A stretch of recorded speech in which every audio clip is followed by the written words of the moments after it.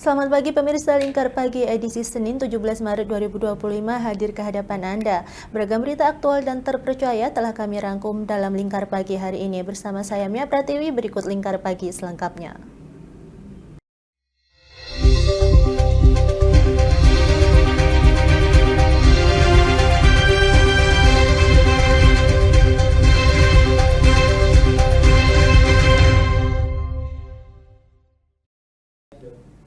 Mengawali berita pertama pemirsa, viral potongan video anggota Komisi 6 Dewan Perwakilan Rakyat DPR RI Herman Khairon menerima amplop coklat dalam rapat bersama PT Pertamina. Komisi 6 DPR RI membantah keras narasi tersebut dan menjelaskan amplop coklat yang diterima merupakan uang surat perintah perjalanan dinas atau SPPD yang belum ia terima.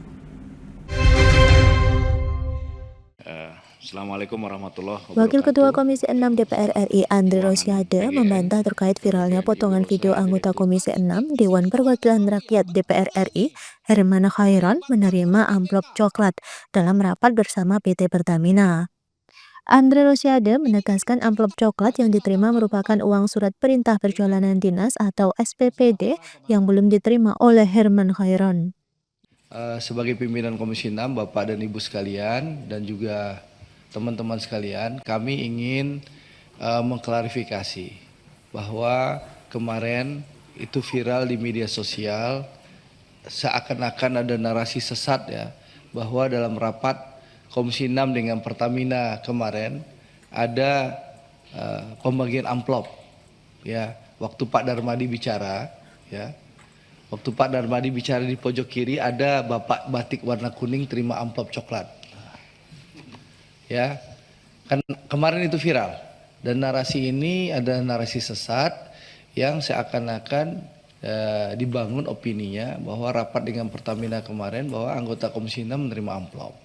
Padahal saya ingin sampaikan bahwa amplop coklat yang diterima anggota Komisi 6 itu dengan Bapak berbatik kuning itu adalah amplop yang merupakan uang SPPD, di mana Bapak batik baju kuning itu mentandatangani SPPD itu soal perjalanan dinasnya. Kebetulan amplopnya belum diambil, minggu lalu perjalanan dinasnya, baru kemarin ditandatangani dan diambil. Nah, untuk itu saya berikan kesempatan Bapak yang pakai batik warna kuning untuk mengklarifikasi secara langsung supaya ini clear, supaya jangan ada fitnah ya, opini yang menyesatkan. Sementara itu, anggota Komisi 6 Herman Khairon, fraksi dari Partai Demokrat, mengklarifikasi bahwa benar uang tersebut yang ia terima merupakan surat perintah perjalanan dinas atau SPPD pada pekan lalu yang belum sempat diambil. Tetapi memang ada sekretariat, karena saya belum mengambil SPPD di minggu lalu, saya tidak sempat karena saya juga pimpinan Badan Akuntabilitas Keuangan Negara yang saya juga harus bertugas di sana. Maka ya saya tidak pernah ada pemikiran jelek, tidak pernah ada berpikir apapun. Saya menandatangani di sini dan saya terima SPPD saya di meja sini gitu. Diberitakan sebelumnya viral di media sosial yang dalam unggahan bernarasikan anggota Komisi 6 menandatangani dokumen dan menerima amplop coklat dalam rapat bersama PT Pertamina pada Selasa Maret 2025. Dari Jakarta, Raka Prawira Wijaya, Lingkar TV melaporkan. Pemirsa, dua pria warga Kecamatan Juwana dibekuk Polresta Pati usai mencuri 500 tabung gas LPG 3 kg sebanyak 300 hingga 500 buah. Mereka melancarkan aksinya dengan menggunakan gunting besar untuk memotong gembok toko.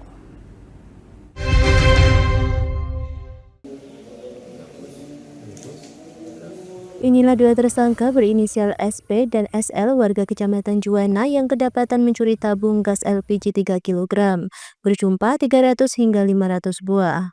Keduanya melancarkan aksinya di Kecamatan Juwana, Winong, Gabus, dan Tambak Romo pada Februari 2025 dan ketika terjadi kelangkaan gas LPG 3 kg.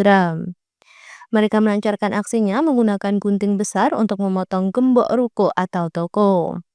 Kasat Reskrim Polresta Pati AKP Heri Dwi Utomo menuturkan pelaku melancarkan aksinya di malam hari dengan hari yang berbeda-beda. Tak hanya itu, pelaku juga membawa beras 1 ton dari toko sasaran. Mengamankan sejumlah kurang lebih 400-500 tabung gas LPG. Kemudian kita bisa mengamankan 1 ton beras ya, dengan beberapa TKP ya. Jadi awal mula kejadian adalah dari 2 tersangka itu memakai sepeda motor melakukan mobiling terhadap titik-titik yang memang dicurigai untuk dilakukan pencurian ya. Kemudian malamnya setelah mengetahui titik-titik itu yang di situ ada gas, kemudian ada beras, kemudian melakukan hunting dengan menggunakan mobil pickup ya. Setelah itu per titik ya, kemudian dia menggunakan alat gunting besar itu dibuka gemboknya digunting pakai gunting besar ini sehingga terbuka kemudian dibawa. Ada 4 TKP, TKP Tambak Romo, kemudian TKP Gabus, kemudian TKP Winong, kemudian TKP Juwana sendiri. Kedua pelaku dijerat dengan pasal 363 KUHP dengan ancaman hukuman minimal 7 tahun penjara. Dari Pati, Mutia Parasti, Lingkar TV melaporkan. Beralih ke berita selanjutnya, pemirsa, tim Satgas Pangan Polda Jateng berhasil membongkar produsen minyak kita PT Kusuma Multi Remaja yang mengurangi takaran dalam kemasan.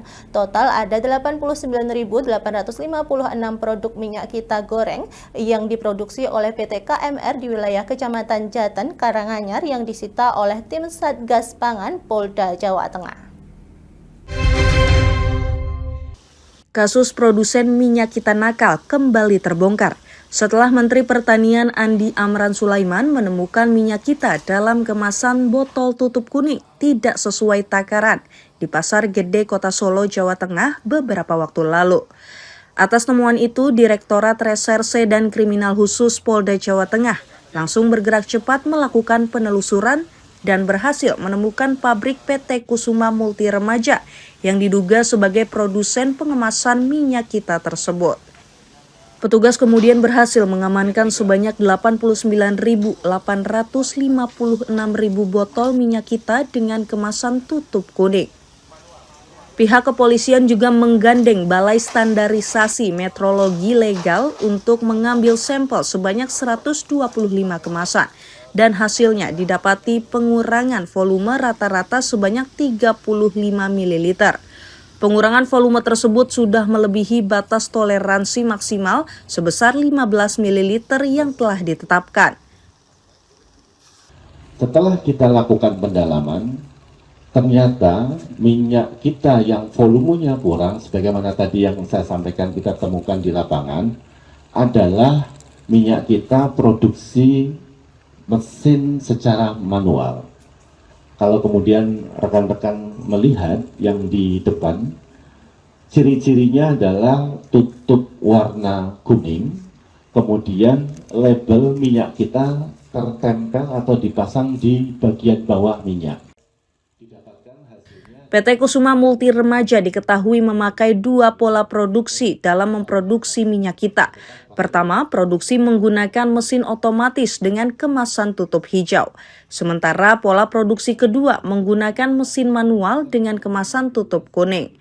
Atas temuan tersebut, pihak kepolisian memastikan minyak kita kemasan tutup hijau yang beredar saat ini volumenya sudah sesuai takaran, yakni 1 liter. Petugas kepolisian juga telah memeriksa 8 saksi terkait kecurangan yang dilakukan oleh PT Kusuma Multi Remaja.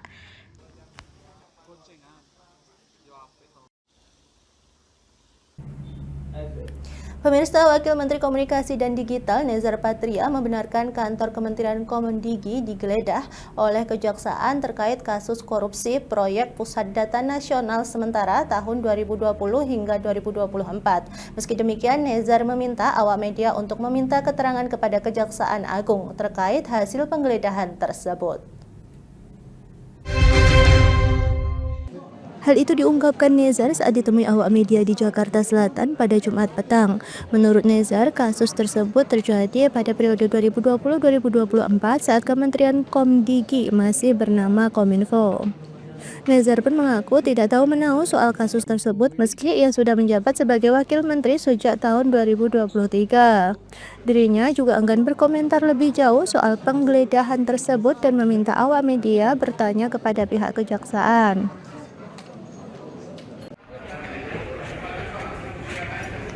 Tadi pagi. Iya, hari ini Pak ada penggeledahan Pak sama Kejari Jakpus Pak.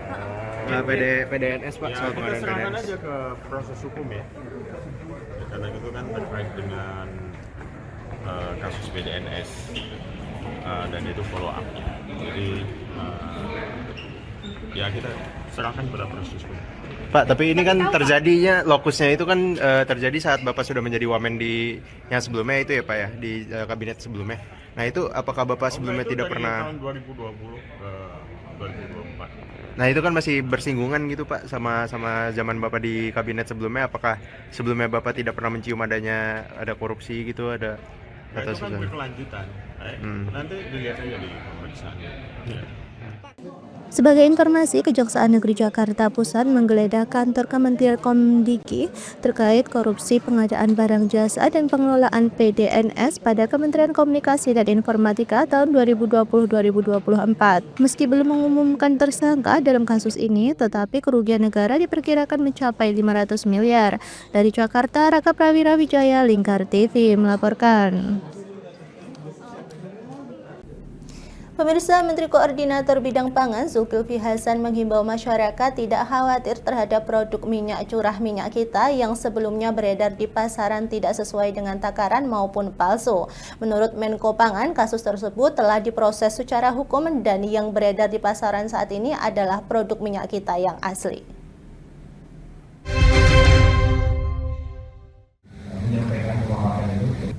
Saya sudah memulai juga di UPR. Menteri Koordinator Bidang Pangan Zulkifli Hasan di sela rapat koordinasi di Gedung Negara Gerahadi Surabaya Jumat 14 Maret memastikan kasus minyak curah merek minyak kita yang beredar di pasaran tidak sesuai dengan takaran maupun dipalsukan telah ditindaklanjuti oleh aparat penegak hukum.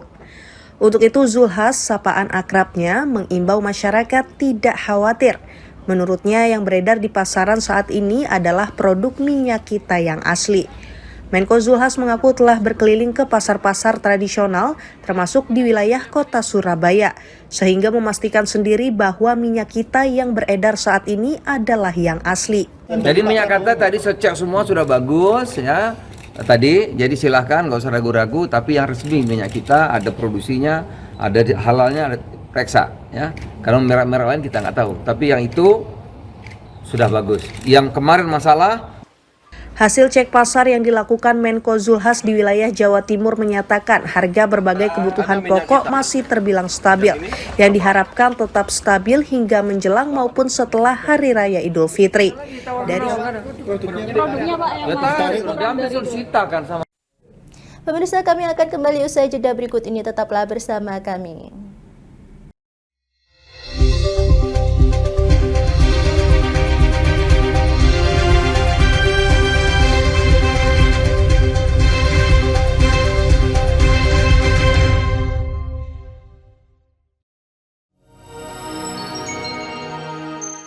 Selain si retinol ini, kalau itu ngomongin retinol, apa sih dok sebenarnya retinol itu? Bagus sih programnya. Yang saat ini ya kayaknya sudah beberapa tahun yang Wah, lalu. boleh banget nih ditonton setiap hari. Meanwhile,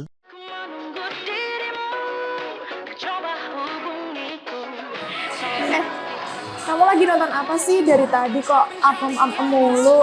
Ini loh lagi nonton program Cantik Sehat di Lingkar TV. Bagus banget nih programnya. Oh ada ya program kayak gitu? Ada loh di programnya di Lingkar TV.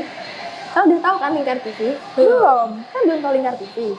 Lingkar TV itu TV digital streaming online yang sudah mengantongi izin PSE dari Kominfo dan bisa diakses di HP kalian mestinya.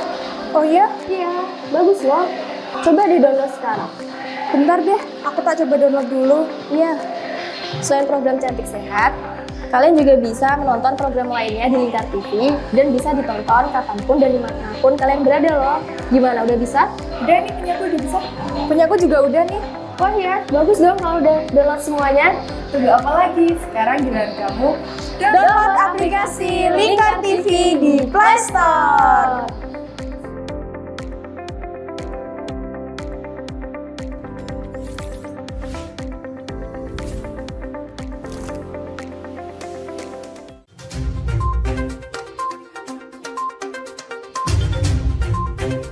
Merangkum semua peristiwa sebagai berita yang penuh fakta.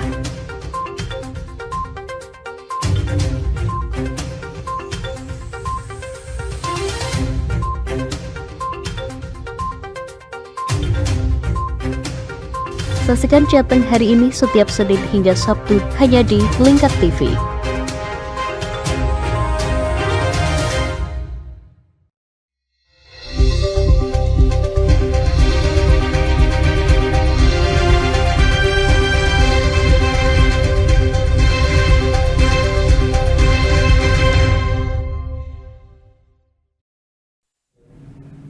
Beralih ke berita selanjutnya, pemirsa, Menteri Perdagangan Budi Santoso di Jakarta pada Sabtu 15 Maret memastikan kecurangan terhadap minyak kita tak akan terulang. Ia menyampaikan pihaknya terus mengontrol produksi minyak tersebut.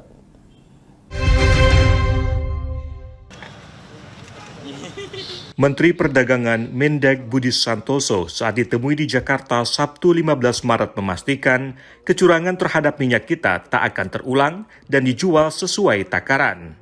Budi menyampaikan pihaknya terus mengontrol proses produksi dengan berkoordinasi bersama para pemasok, distributor, hingga repacker atau pengemas ulang minyak goreng.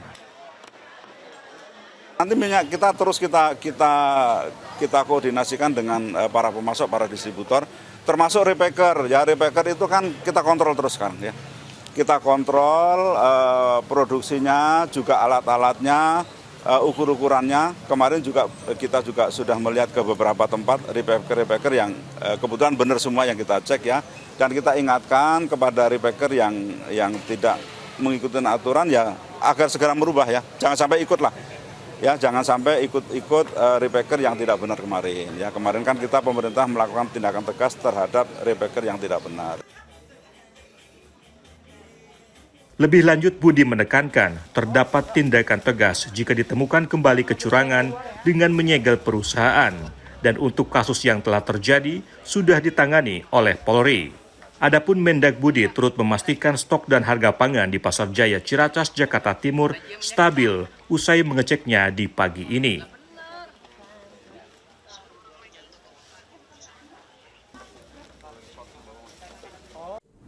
Pemirsa, program pegawai pemerintah dengan perjanjian kerja P3K di Rembang kini semakin memanas, memicu perdebatan yang tak kunjung reda. Dalam beberapa waktu terakhir, kasus ini tidak hanya mengundang perhatian publik, tetapi juga memicu reaksi keras dari berbagai kalangan, termasuk praktisi hukum.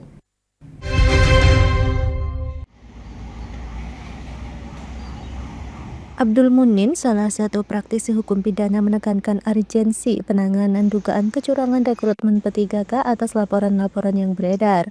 Dirinya meminta kepada pemerintahan baru di bawah kepemimpinan Harno Hanis untuk mendorong aparat penegak hukum melakukan penyidikan secara mendalam. Abdul Munif mengungkapkan bahwa proses hukum harus diutamakan demi kepentingan masyarakat, mengingat sudah ada laporan dan harus ditindaklanjuti. Menurutnya, tindakan tegas dari Polres Rembang diperlukan untuk memastikan bahwa oknum yang terlibat mendapatkan keadilan. Dirinya menegaskan akan membantu para korban dari carut-marut P3K dan siapapun yang merasa dirugikan, dirinya siap memberikan pendampingan hukum secara gratis. Jadi P3K itu yang sudah ramai diperbincangkan oleh publik mengenai adanya dugaan penyalahgunaan wewenang, penyalahgunaan pejabat untuk menggunakan kesempatan tersebut dalam memuluskan keikutsertaan para peserta P3K dan disinyalir diduga adanya manipulatif data. Nah, tentu ini kita harus betul-betul serius di dalam menangani perkara tersebut. Terlebih adalah APH, aparat penegak hukum. Karena ini tidak bersifat aduan, ini bersifat laporan. Laporan itu adalah suatu sumber informasi publik berita dengan data yang akurat. Tentu APH dalam hal ini tidak usah menunggu aduan oleh seseorang atau siapapun lah. Ini secara otomatis berita ini sebagai laporan informasi dan itu diatur di dalam undang-undang terkait dengan laporan informasi.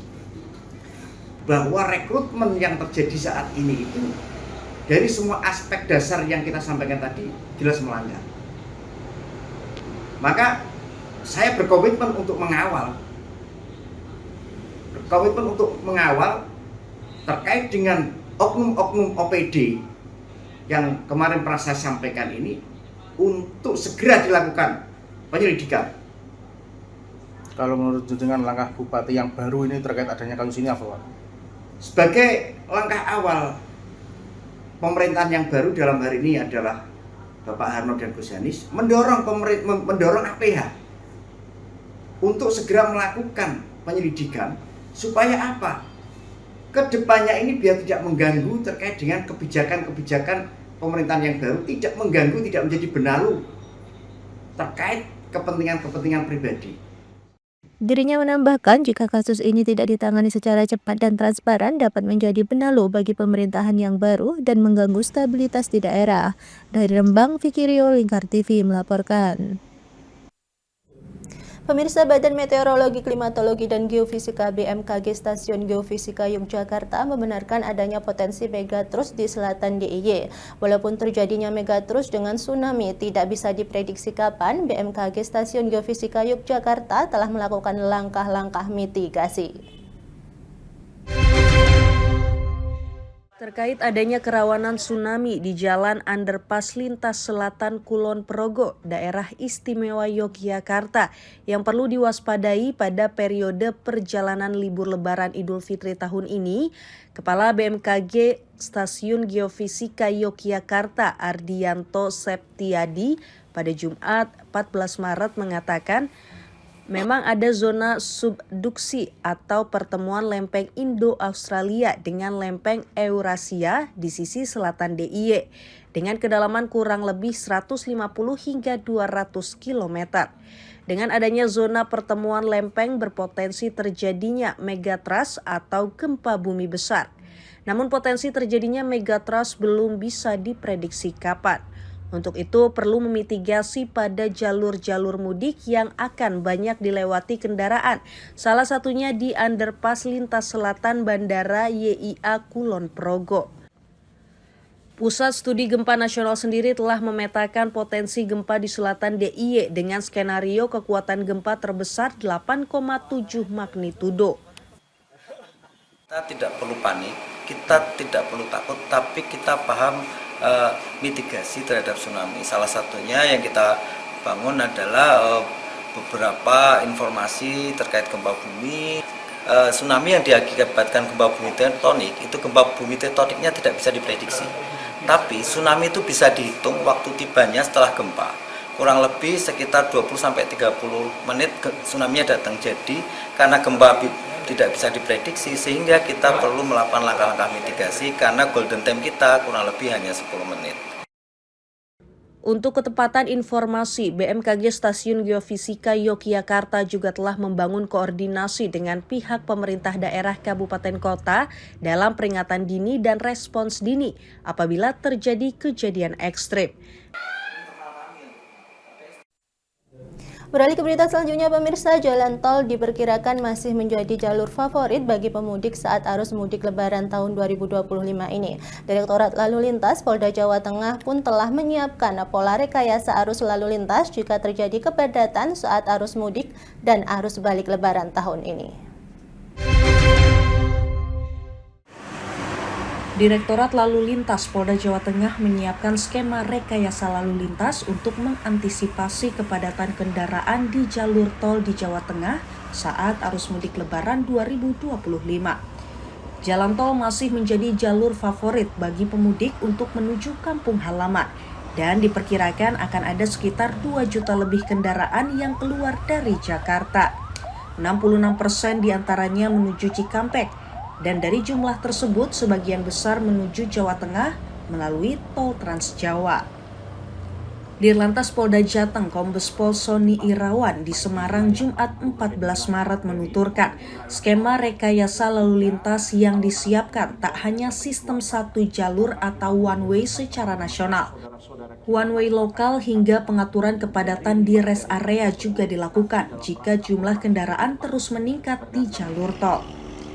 One way nasional pada arus mudik diberlakukan pada 27 Maret pukul 14.00 WIB hingga 29 Maret pukul 00 WIB, dimulai dari kilometer 70 tol Cikampek hingga kilometer 414 Kali Kangkung.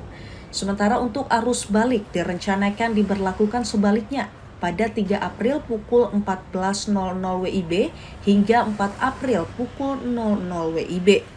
Sedangkan one way lokal mulai dari pintu tol Kali Kangkung hingga Bawen bisa juga dilakukan dengan beberapa ketentuan, yakni melihat jumlah kendaraan tol di Kali Kangkung atau di gerbang tol Cikatama. Patokannya adalah apabila traffic accounting di Kali Kangkung itu mencapai 3.000 selama 3 jam berturut-turut atau 4.000, maka akan kami lakukan one way lokal. Kuncinya kita lihat daripada gate Cikatama. Jika Cikatama sudah 6.000 lintasan per jamnya, maka kita harus waspada. Jika 8.000, maka itu sudah harus kita mempersiapkan kegiatan one way lokal di wilayah tol dalam kota Semarang. Di Jawa Tengah ada 5 jaringan jalan mulai dari jalur Pantura, tol Trans Jawa, jalur selatan, jalur tengah, dan jalur selatan-selatan. 3 diantaranya menjadi prioritas untuk jalur mudik Lebaran 2025, yakni jalan tol, jalur Pantura, dan jalur selatan.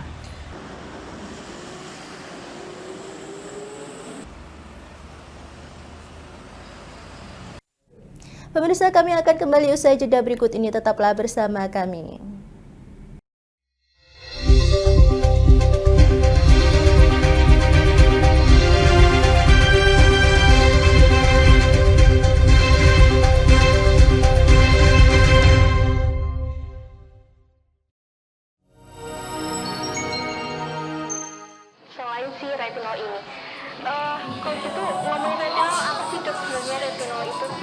Bagus nih programnya. Saat ini ya kayaknya sudah beberapa tahun. Wah, boleh banget nih ditonton setiap hari.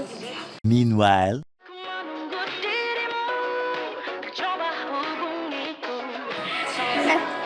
Kamu lagi nonton apa sih dari tadi kok apem-apem mulu? Ini loh lagi nonton program Cantik Sehat di Lingkar TV. Bagus banget nih programnya. Oh, ada ya program kayak gitu? Ada loh di programnya di Lingkar TV. Kau udah tahu kan Lingkar TV? Belum. Kan belum tahu Lingkar TV. Lingkar TV itu TV digital streaming online yang sudah mengantongi izin PSE dari Kominfo dan bisa diakses di HP kalian mestinya. Oh iya? Iya, bagus loh. Coba di-download sekarang. Bentar deh, aku tak coba download dulu. Iya.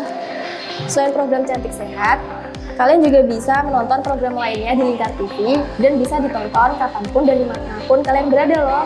Gimana, udah bisa? Udah nih, punyaku udah bisa. Punyaku juga udah nih. Wah ya, bagus dong kalau udah download semuanya.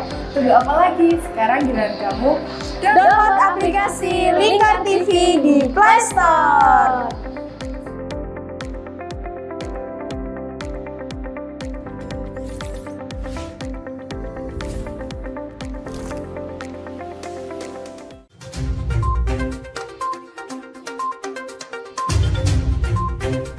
Berangkum semua peristiwa sebagai berita yang penuh fakta.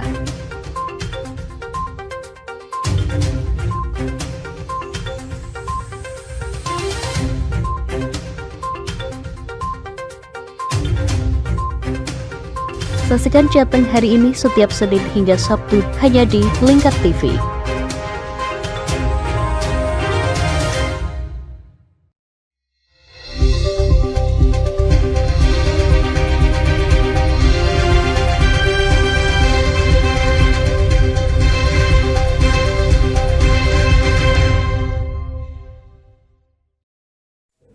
Terima kasih pemirsa, Anda masih bersama kami. Pemirsa, Menteri Perlindungan Pekerja Migran Indonesia, Kepala Badan Perlindungan Pekerja Migran Indonesia, Abdul Qadir Karding menyambangi Istana Kepresidenan Jakarta Pusat pada Jumat kemarin.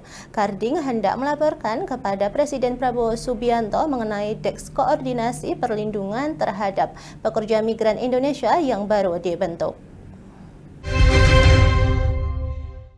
Menteri Perlindungan Pekerja Migran Indonesia Abdul Qadir Karding menyambangi Istana Kepresidenan Jakarta Pusat.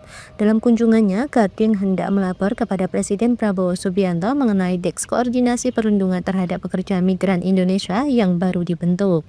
Karding menjelaskan secara terbuka kembali mengirimkan PMI ke Arab Saudi dan menegaskan sampai saat ini pemerintah masih merancang tata kelola yang lebih baik terkait pengiriman PMI ke Arab Saudi.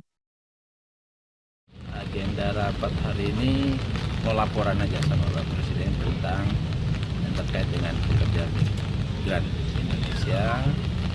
Satu soal telah dibentuknya Des Perlindungan Pekerja Migran. Yang kedua tentang rencana kita untuk membuka kerjasama dengan Arab Saudi yang selama ini kita ketahui bersama bahwa sedang ada proses moratoriumnya kalau bisa dibuka lebih cepat lebih baik karena potensinya besar. Jadi karena kami oleh Menko Polhukam diminta menjadi leadernya di situ, maka target kita karena ini perlindungan, kita akan memperbaiki tata kelola perlindungannya satu, lalu yang kedua kita akan tentu meminimalisir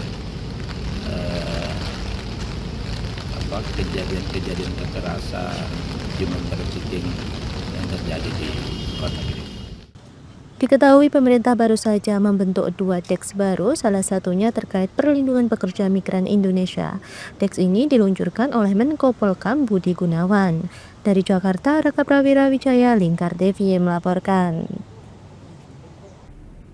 Pemirsa, Menteri Pariwisata Widianti Putri Wardana meninjau fasilitas wisata di Taman Marga Satwa Ragunan, Jakarta untuk memastikan kesiapan pengelola objek wisata menyongsong peningkatan kunjungan turis pada masa libur Lebaran tahun 2025. Widianti menghimbau para pelaku pariwisata untuk melakukan sejumlah hal dalam mempersiapkan libur ini. Menteri Pariwisata Menpar Widianti Putri Wardana meninjau fasilitas wisata di Taman Marga Satwa Ragunan, Jakarta, Jumat 14 Maret. Kunjungan Menpar guna memastikan kesiapan pengelola objek wisata menyambut peningkatan kunjungan wisatawan pada masa libur Lebaran 2025. Widianti memeriksa kondisi sejumlah fasilitas, diantaranya toilet, pengelolaan kompos, hingga kandang beberapa penghuni Taman Marga Satwa seperti jerapah dan gorila. Ia menilai pemeliharaan kebun binatang Ragunan sudah baik dengan menjaga kebersihan dan memanfaatkan sampah untuk diolah menjadi kompos atau pupuk. Menpar Widianti juga mengimbau para pelaku pariwisata untuk melakukan sejumlah penilaian risiko dan kunjungan wisatawan. Jelang libur ini, kami telah mengisu surat edaran Menteri Pariwisata kepada berbagai pihak, termasuk pemerintah daerah, Ketua Asosiasi Usaha Pariwisata dan pelaku usaha pariwisata. Kami juga menghimbau untuk dilakukannya penilaian risiko, tourist assessment, untuk mempersiapkan penyelenggaraan kegiatan wisatawan yang aman, nyaman, dan menyenangkan sesuai arahan Bapak Presiden Prabowo Subianto. Kami berharap momentum Lebaran dapat dimanfaatkan sebaik-baiknya oleh seluruh stakeholder dalam sektor pariwisata. Selain itu, Widianti menyampaikan destinasi wisata di Jakarta yang paling diminati selain Taman Marga Satwa Ragunan, yaitu Taman Impian Ancol, Taman Mini Indonesia Indah, hingga Pulau Seribu. Pemirsa, pemerintah Kota Semarang, Jawa Tengah berencana membebaskan biaya retribusi bagi masyarakat yang hendak menggunakan fasilitas publik, khususnya di kantor kecamatan dan kelurahan. Aturan ini masih dalam tahap pembahasan untuk mempersiapkan revisi peraturan wali kota. Wali Kota Semarang Agustina Wilujeng Pramestuti mengeluarkan kebijakan pembebasan biaya retribusi pemakaian fasilitas publik, khususnya di kantor kecamatan dan kelurahan. Wali Kota Semarang Agustina Wilujeng pada Jumat 14 Maret 2025 menyatakan bahwa kebijakan tersebut saat ini masih dalam tahap pembahasan untuk disiapkan dalam revisi peraturan wali kota atau Perwal. Menurut Agustina, pembebasan retribusi penggunaan fasilitas publik ini diharapkan mampu menggeliatkan kegiatan kreatif masyarakat tanpa harus terbebani terkait biaya, serta mendorong pemanfaatan ruang publik oleh masyarakat secara maksimal. Tapi di titik-titik tertentu ini membuat masyarakat kalau mau beraktivitas jadi mikir, karena bayar. Mau pakai aulanya kecamatan bayar, padahal mungkin kan pertemuan teman-teman inklusi misalnya masa bayar. Nah itu saya minta itu dibebaskan. Yang fasilitas berada di dalam kantor dan itu berkapasitas hanya 100 sampai 200 orang, saya minta itu dibebaskan, nggak usah bayar. Kalau perlu itu pemerintah kecamatannya support snack lah apa dipakai untuk masyarakat. Namun demikian tidak semua ruang publik akan bebas dari retribusi.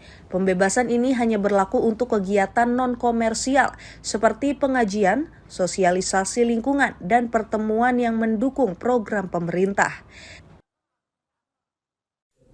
Pemirsa, istri mendiang mantan Presiden Abdurrahman Wahid atau Gus Dur, Sinta Nuriyah Wahid, mengajak masyarakat mempererat tali silaturahmi dan menumbuhkan semangat toleransi di bulan Ramadan guna mempertahankan keutuhan NKRI. Ajakan ini ia sampaikan saat berbuka puasa bersama warga dan tokoh lintas agama di Kabupaten Jember, Jawa Timur. Istri mendiang Presiden Abdurrahman Wahid atau Gus Dur, Sinta Nuriyah Wahid, menghadiri kegiatan buka puasa bersama warga serta tokoh lintas agama dan etnis di Sekolah SDS 3 Bahasa Rukun Harapan Jember, Jawa Timur, Kamis 14 Maret. Dalam kegiatan ini, Sinta Nuriyah Wahid mengajak masyarakat untuk terus memperkukuh toleransi dan persaudaraan guna mempertahankan keutuhan negara Republik Indonesia. Dengan semangat kebersamaan, acara ini menjadi wujud dari upaya merawat keragaman di Indonesia. Kegiatan ini juga memiliki makna dalam terkait perjuangan Gus Dur membela kaum minoritas. Sekolah ini menjadi bukti dari kebijakan Gus Dur yang mencabut aturan pembatasan budaya Tionghoa sehingga bahasa dan budaya Cina kini dapat dipelajari secara bebas. Karena keutuhan, kebersamaan, persatuan dan kesatuan dari rakyat ini merupakan pilar utama dari tegaknya negara dan bangsa Indonesia.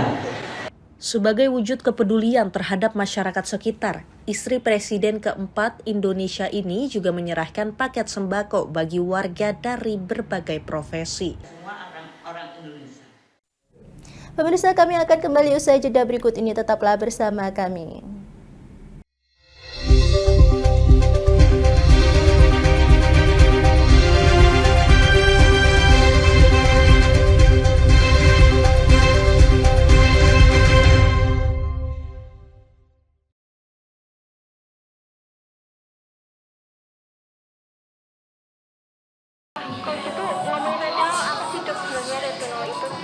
Bagus nih programnya. Saat ini ya kayaknya sudah beberapa tahun. Wah, boleh banget nih ditonton setiap hari.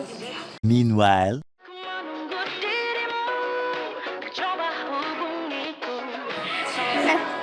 Kamu lagi nonton apa sih dari tadi kok apem-apem mulu? Ini loh lagi nonton program Cantik Sehat di Lingkar TV. Bagus banget nih programnya. Oh ada ya program kayak gitu? Ada loh di programnya di Lingkar TV. Kau udah tahu kan Lingkar TV? Belum. Kan belum tahu Lingkar TV.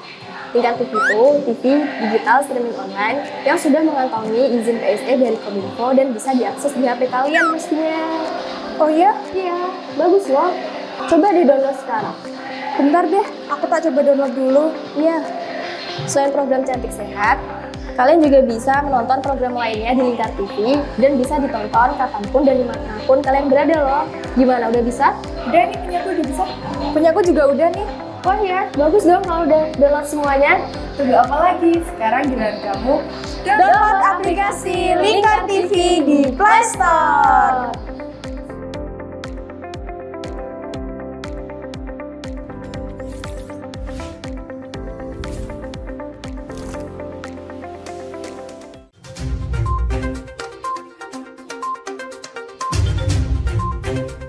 Merangkum semua peristiwa sebagai berita yang penuh fakta.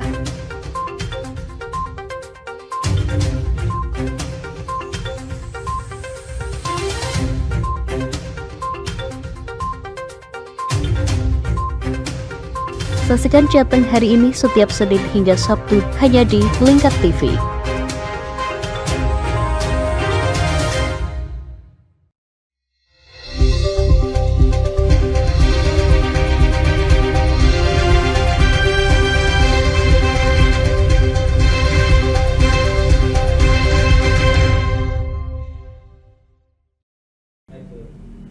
Beralih ke berita selanjutnya, pemirsa, Pulau Kalimantan dikenal dengan keanekaragaman flora dan faunanya yang mendunia, termasuk sejumlah spesies endemik yang mendiami Kalimantan. Tak hanya orang hutan, Pulau Borneo juga punya primata lainnya yakni bekantan. Monyet berhitung panjang dengan bulu khas berwarna coklat keemasan ini tersebar di hampir seluruh bagian di Pulau Kalimantan.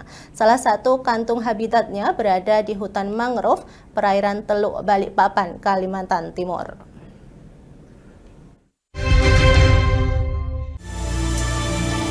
Teluk Balikpapan, Kalimantan Timur menjadi rumah bagi keanekaragaman hayati khas Kalimantan. Salah satu di antaranya adalah primata unik yang hanya dapat ditemui di pulau ini. Bekantan atau dalam bahasa Latin Massalis larvatus juga dikenal dalam bahasa Inggris sebagai proboscis monkey, serta umum disebut oleh masyarakat lokal dengan nama monyet Belanda. Monyet pemakan daun ini merupakan fauna endemik Kalimantan dengan keunikan hidungnya yang besar dan bulunya yang berwarna coklat keemasan. Hutan mangrove di perairan Teluk Balikpapan menjadi habitat yang nyaman bagi satwa dilindungi tersebut karena kehidupannya yang bergantung pada ekosistem mangrove sebagai sumber makanan.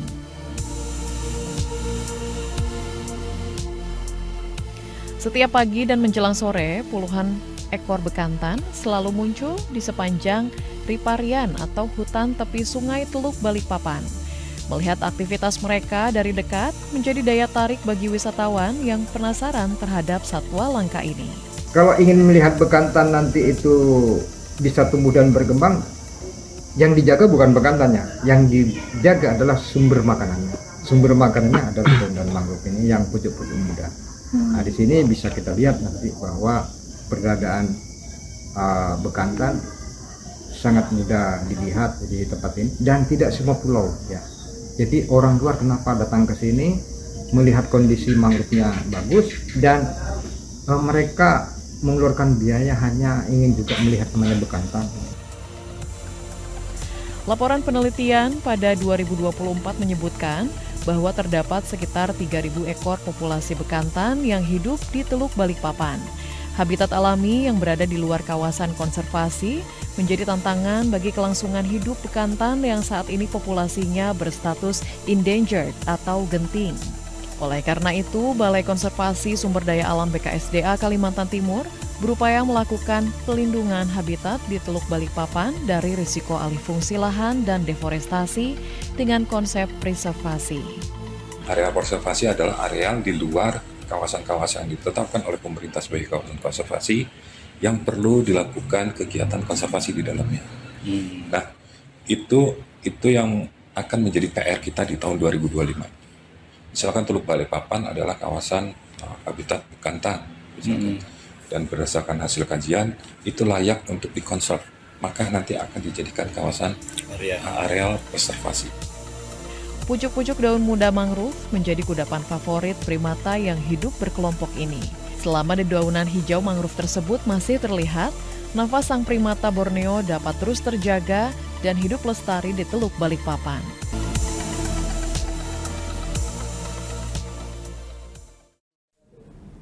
Pemirsa, sebagai bentuk kepedulian dan cinta kasih, pimpinan daerah Ikatan Notaris Indonesia dan Ikatan Pejabat Pembuat Akta Tanah IPPAT Kabupaten Kendal berbagi berkah dan kebahagiaan dengan mengajak anak yatim piatu buka bersama. Kegiatan ini juga sebagai upaya menggugah seluruh anggota dan masyarakat untuk berbagi kepada sesama.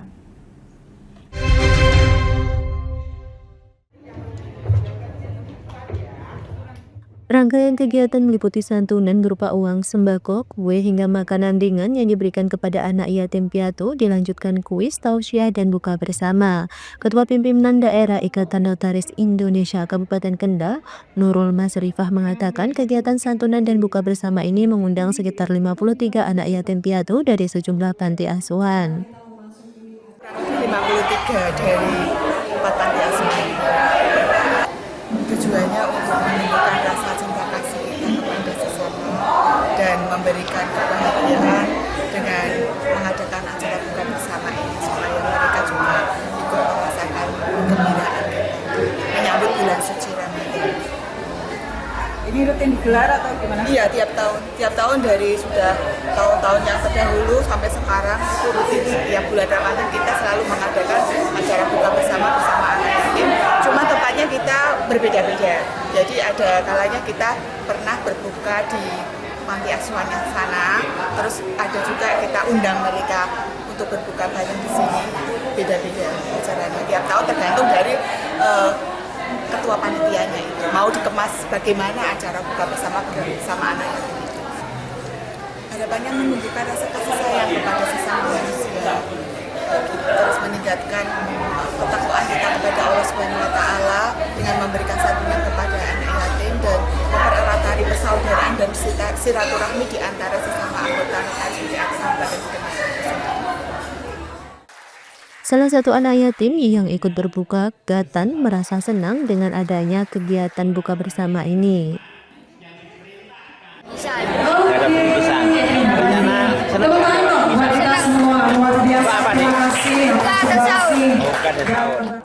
Ketua PD IPPAT Kendal, Nur Hamid, mengatakan kegiatan santunan dan berbuka bersama anak yatim ini sebagai upaya untuk menggugah seluruh anggota dan masyarakat untuk berbagi kepada sesama, karena masih banyak anak-anak yatim yang belum tersentuh.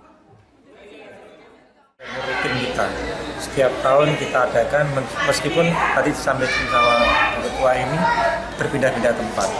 Akan tapi tujuan harapan kami ini untuk menggugah dan gairah dari teman-teman semua untuk bisa berbagi. Karena di luar sana kan banyak dari anak yatim yang mungkin sebagian tidak tersentuh. Kalau sekarang ini kan kita cuma baru ke yang punya yayasan aja yang sudah terorganisasi, yang belum kita belum jalan ke sana. Harapan kami ke depannya kita bisa nyampe ke sana dan teman-teman semoga tergugah dengan acara seperti ini. Tapi dulu pernah itu beberapa tahun yang lalu pada saat kita di SPR itu kita undang dari beberapa desa, mereka yang tidak terorganisasi di dalam suatu yayasan, mereka yang masih tinggal bersama orang tua, itu kita data dari desa, ada yang dari desa Rawasari, Penyangkringan, dan dari Woleri serta Rawasari itu kita ambil. Dari Kendal, Jawa Tengah, Wahyudi, Lingkar TV melaporkan.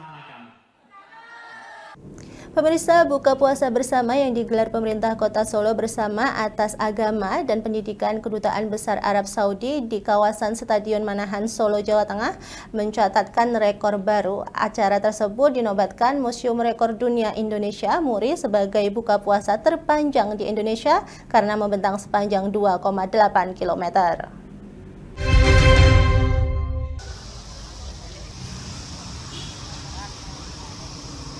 Pemerintah Kota Solo bersama Atas Agama dan Pendidikan Kedutaan Besar Arab Saudi menerima penghargaan dari Museum Rekor Dunia Indonesia MURI atas buka puasa bersama terpanjang di Indonesia yang membentang sepanjang 2,8 km.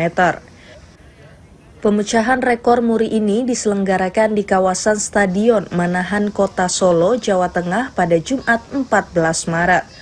Meskipun sempat diguyur hujan, belasan ribu warga tetap antusias mengikuti buka puasa terpanjang ini. Pada kesempatan ini, panitia menyediakan 15.000 porsi makanan gratis untuk masyarakat umum. Penghargaan diserahkan langsung oleh Kepala Muri Semarang, Ari Andriani. Ari menjelaskan penghitungan rekor ini dimulai dari peserta duduk lesehan di area pedestrian atau jalur lambat kompleks Stadion Manahan hingga melingkari stadion dan bagian dalam stadion. Awalnya panitia mengusulkan panjangnya 2,7 km bagian konsumsi, tapi setelah kami verifikasi, kami hitung ternyata tidak hanya 2,7 km, ada 2,8 km. Penilaiannya dari mana, Bu? Kami menghitung lingkaran keliling Manahan dan di dalam stadion. Ya, luar biasa lah, Mbak. Luar biasa, apalagi tadi kan saya sempat kehujanan kan awal-awal tadi. Soal tadi saya datang jam 4:30 lah. Sempat hujan juga, dinikmatin aja lah. Panitia menyebut acara ini menjadi tanda kebersamaan untuk menikmati indahnya bulan Ramadan. Sementara itu, pemilihan kota Solo sebagai lokasi pelaksanaan acara ini karena menyimbolkan kota toleran yang kaya akan ragam tradisi dan budaya. Rekor buka puasa sepanjang 2,8 km ini memecahkan rekor sebelumnya yang dilaksanakan di Kota Makassar, yakni buka puasa sepanjang 2,14 km pada tahun 2023.